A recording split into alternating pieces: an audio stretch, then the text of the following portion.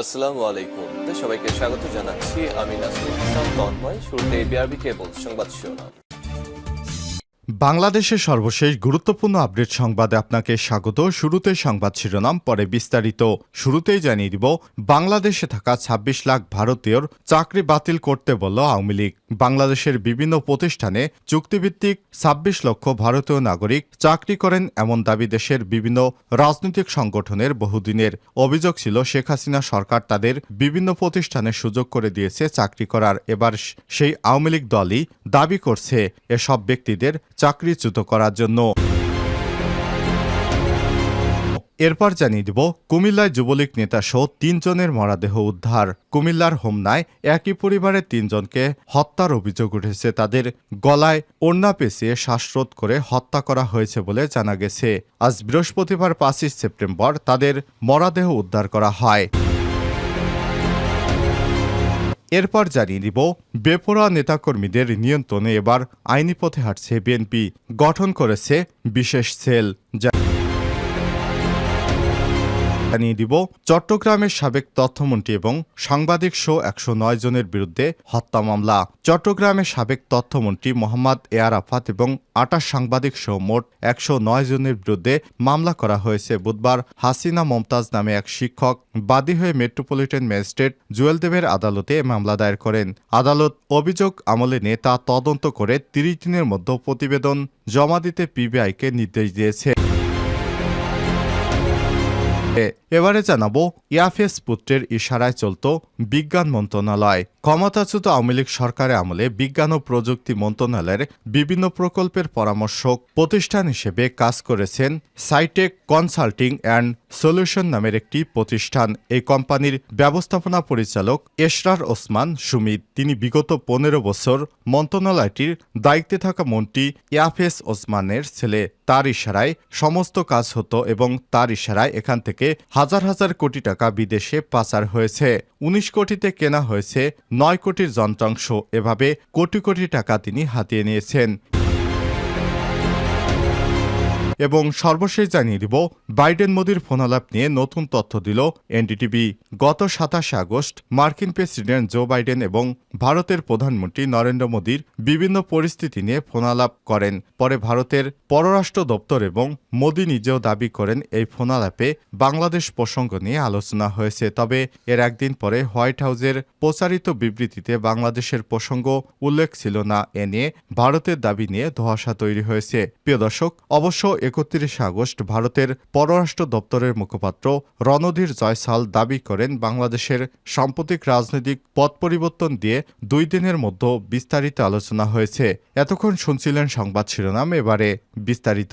তবে তার আগে বন্ধুরা, অনুরোধ থাকবে সংবাদটিতে একটি লাইক দিন। এই চ্যানেলে আপনি নতুন হয়ে থাকলে আমাদের সংবাদটি দেখতে দেখতে চ্যানেলটি সাবস্ক্রাইব করে রাখুন। কমেন্ট করে আপনার মূল্যবান মতামত জানিয়ে দিন বন্ধুরা, আপনি বিশ্বের কোন দেশ থেকে বা বাংলাদেশের কোন স্থান থেকে আমাদের সংবাদটি দেখছেন এবং শুনছেন। এবারে বিস্তারিত। বাংলাদেশে থাকা ২৬ লাখ ভারতীয়র চাকরি বাতিল করতে বলল আওয়ামী লীগ। বাংলাদেশের বিভিন্ন অবস্থানে চুক্তিভিত্তিক ২৬ লাখ ভারতীয় নাগরিক চাকরি করেন এমন দাবি দেশের বিভিন্ন রাজনৈতিক সংগঠনের বহুদিনের। অভিযোগ ছিল শেখ হাসিনা সরকার তাদের বিভিন্ন প্রতিষ্ঠানে সুযোগ করে দিয়েছিলেন। এবার সেই শেখ হাসিনার দল থেকেই দাবি তোলা হয়েছে এসব ভারতীয়দের চাকরিচ্যুত করার। বৃহস্পতিবার দলটির ভেরিফাইড ফেসবুক পেজের এক পোস্টে বলা হয়, মাননীয় উপদেষ্টা ২৬ লাখ ভারতীয় নাগরিক যারা বাংলাদেশে চাকরি করে তাদের তালিকা করে চাকরি থেকে বিদায় করে দেশের তরুণ বেকারদের সুযোগ তৈরি করে দিতে হবে। ওই পোস্টে কমেন্টস বক্সে বলা হয়, ওই তথ্য উপদেষ্টাই দিয়েছিলেন, সুতরাং এই কাজ তারই সম্পাদন করতে হবে। এটাই তরুণদের দাবি বলে আমরা মনে করি। হাসিনা সরকারের পতনের পর সম্প্রতি আলোচনায় আসে ভারতীয়দের চাকরির বিষয়টি, যেখানে বলা হয় যে দেশে শিক্ষিত বেকার ২৬ লাখ ৪০ হাজার, সেখানে ২৬ লাখ ভারতীয় কিভাবে উচ্চ বেতনে চাকরি করেন। তাদের বেতন হয় ডলারে। প্রতি বছর বাংলাদেশ থেকে প্রায় 5 বিলিয়ন অর্থাৎ 500 কোটি মার্কিন ডলার রেমিটেন্স ভারতে চলে যাচ্ছে। রেমিটেন্স আয় ভারতের চতুর্থ বড় উৎস বাংলাদেশ। কাগজে কলমে বাংলাদেশ নাম থাকলেও এতদিন দেশটাকে পুরোপুরি নিয়ন্ত্রণ করত ভারত। নেটিজেনেরা বলেন বাংলাদেশের শিক্ষিত প্রজন্ম নিজ দেশে বেকার ঘুরে আর ভারতীয়রা এদেশে উচ্চ বেতনে চাকরি করে। একটা রাষ্ট্র কাঠামো কতটা ভঙ্গুর হলে এমন অবস্থা হতে পারে। উল্লেখ্য, ছাত্র জনতা গণ অভ্যুত্থানের মধ্য দিয়ে পতন হয় হাসিনা সরকার।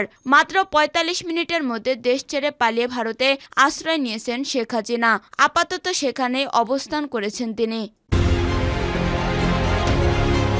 কুমিল্লায় যুবলীগ নেতাসহ 3 জনের মরদেহ উদ্ধার। কুমিল্লার হেমনায় একই পরিবারের 3 জনকে হত্যার অভিযোগ উঠেছে। তাদেরকে গলায় ওড়না পেঁচিয়ে শ্বাসরোধ করে হত্যা করা হয়েছে বলে জানা গেছে। বৃহস্পতিবার 5 সেপ্টেম্বর সকালে তাদের উদ্ধার করা হয়। হোমনা থানার ওসি জয়নাল আবেদিন বিষয়টি নিশ্চিত করেছেন। নিহতরা হলেন হোমনা উপজেলার বড় ঘাগটিয়া গ্রামের যুবলীগ নেতা রিজাউলের মেয়ে মাহমুদা, মামাতো ভাই সাহাবা এবং মামাতো ভাইয়ের স্ত্রী তেশা। বেপরোয়া নেতাকর্মীদের নিয়ন্ত্রণে এবার আইনি পথে হাঁটছে বিএনপি। ছাত্র জনতার অভ্যুত্থানে শেখ হাসিনা পতনের পর পরবর্তী রাজনৈতিক পরিস্থিতিতে যেকোনো মূল্যে দেশের সম্প্রতি রক্ষা, লুটপাট, চাঁদাবাজি, দখলদারিত্ব বন্ধসহ শান্তি শৃঙ্খলা বজায় রাখতে কঠোর অবস্থা গ্রহণ করে বিএনপি। শুরু থেকে অপকর্ম নৈরাজ্যের বিরুদ্ধে অবলম্বন করে জিরো টলারেন্স নীতি, দল কিংবা দলের নাম ব্যবহার করে অপকর্মের সঙ্গে জড়িত থাকার অভিযোগে এরই মধ্যে সারা দেশে বিএনপি ও অঙ্গ সহযোগী সংগঠনের 3.5 শতাধিক নেতাকর্মীর বিরুদ্ধে বহিষ্কার, পদ স্থগিত কিংবা এ ধরনের কঠোর সাংগঠনিক ব্যবস্থা নেওয়া হয়েছে। এছাড়া অনেকে শোকজ করা হয়েছে। এই তালিকায় গুরুত্বপূর্ণ কেন্দ্রীয় নেতারাও রয়েছে। এর ফলে পরিস্থিতি আশা অনুরূপ উন্নতি হয়েছে বলে দাবি বিএনপির। তবে হাইকমান্ডের শতভাগ আন্তরিক এবং দলের কঠোর অবস্থান সত্ত্বেও কিছু নেতাকর্মীর নেতিবাচক অপকর্ম পুরোপুরি বন্ধ হয়নি। এ কারণে উচ্চ শৃঙ্খল নেতাকর্মীদের বিরুদ্ধে এবার সাংগঠনিক ব্যবস্থার পাশাপাশি আইনি পদক্ষেপ গ্রহণের সিদ্ধান্ত নিয়েছে বিএনপির হাইকমান্ড। অপকর্মে জড়িত থাকার দায়ে ইতিমধ্যে এক নেতার বিরুদ্ধে থানার এজাহারও দায়ের করা হয়েছে। এছাড়া যুবদলের পক্ষ থেকে আরেকজনের নামে সাধারণ ডায়েরি করা হয়েছে।